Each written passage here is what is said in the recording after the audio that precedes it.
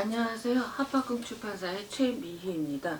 학교폭력일지 51회 강화초 운영위원회를 감사 요청함. 어저께 제가 우편물로 강화초등학교 운영위원회에 대한 감사 요청을 인천시 교육청 감사실에 했습니다. 보니까 오늘 오전 10시 19분에 시교육청에 접수됐어요.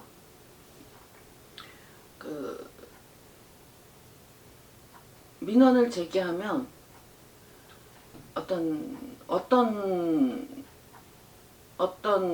루트로 특정 교회 사람들이 미리 아는 이런 일들이 빈번히 발생을 하고 어떤 식으로든 잘못된 정보가 전달되지 않도록 제가 감사 요청을 했으니까 그 감사 요청한 내용을 말씀드리겠습니다. 강화초등학교 학부모님들 뿐만 아니라 모든 분들이 좀 잘 아셨으면 좋겠습니다. 감사 요청 사유는 운영위원회를 비공개로 운영했다는 거. 그 다음에 학교 홈페이지가 비공개로 되어 있다는 거. 그래서 이제 감사 요청서는 이렇게 생겼어요. 여기 이름 진정인, 저죠 최미희, 피진정인, 강화초등학교 교장, 2019년 9월부터 현재까지. 그 다음에 그 전에 교장, 강화교육지원청 교육장, 2021년 8월까지 강화초 교장이셨고요. 그 다음에 위원장과 나머지 운영위원들, 그래서 총 15명입니다. 운영위원회 활동은 공무사인, 그러니까는 사인이지만 공무를 수행하는 거라서 공무원과 똑같은 규정을 받고 있습니다. 감사 요청 사유, 강화초 운영위원회를 2021년 4월부터 현재까지 비공개로 운영하고 있습니다.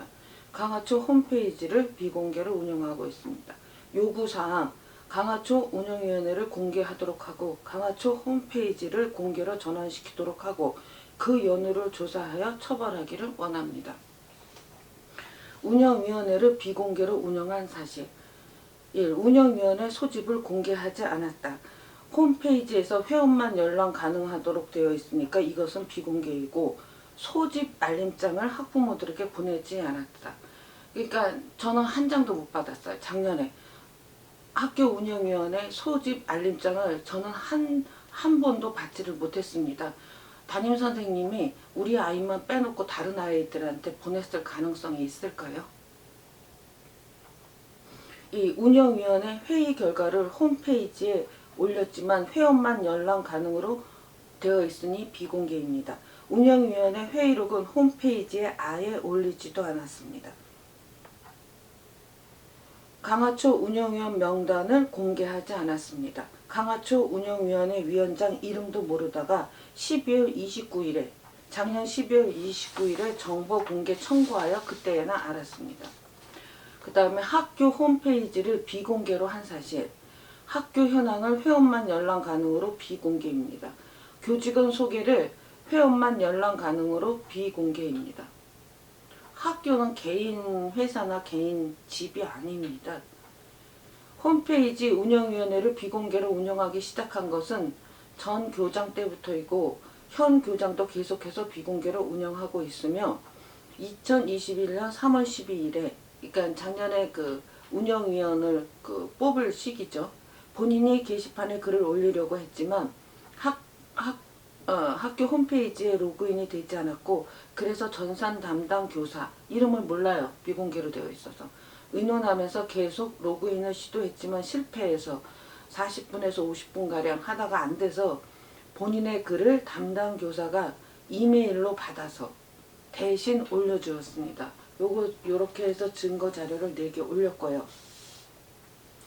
감사실의 당부, 강화초등학교의 위법한 운영은 인천시 교육청의 직무유기에 기인한 바 책임을 통감하고 성실하게 업무를 처리할 것을 당부드립니다. 그래서 증거 자료 4개 하고요. 요 4개가 어디에 실려있냐면 학교 폭력 일지 46회에 있습니다. 똑같이 이 사실들이 있습니다. 강하초 김병철 교장쌤 면담 보고와 건의, 그 유튜브예요. 12월 17일. 그래서 그 참고 자료로 그거 올리고 신청인 이렇게 해가지고 제가 어저께 보냈습니다. 요것을 보낸 거예요. 요걸 보낸 거예요. 그러니까는 사실관계를 잘못된 사실관계들을 퍼뜨릴 가능성이 크죠. 여태까지 그래왔던 것처럼.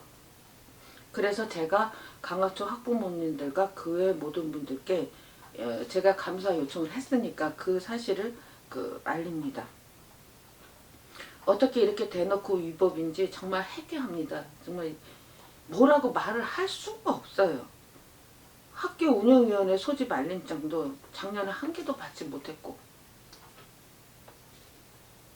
그 다음에 이제 왜 감사 요청을 이제야 하느냐, 1년 동안 이렇게 해왔는데 아동학대 교사를 수사하라고 경찰서하고 그 교육청을 상대로 실갱이를 한 게 작년 1월부터예요. 그 재작년 12월부터죠. 그러니까 강화경찰서에 그 아동학대 교사가 신고가 접수된 게 작년 1월 6일이었으니까 그러니까 온갖 협박과 온갖 해괴한 일들을 대응해왔고 6월에는 이제 전화 협박을 한 게 있었죠. 그 사건 하나. 그 다음에 이제 그 내용으로 나를 고소한 사건 하나. 그 다음에 같은 내용으로 이제 나를 강화교육지원청 그 학폭심의위원회에서 해촉한 사건. 이렇게 3가지 사건이 이렇게 일어났고 이렇게 고소 사건 2개, 그 다음에 해촉 사건 행정심판 이렇게 하느라고 9월부터 11월까지 딱 이것만 했어요.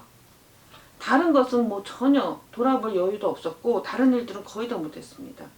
그리고 시간을 너무 많이 썼어요.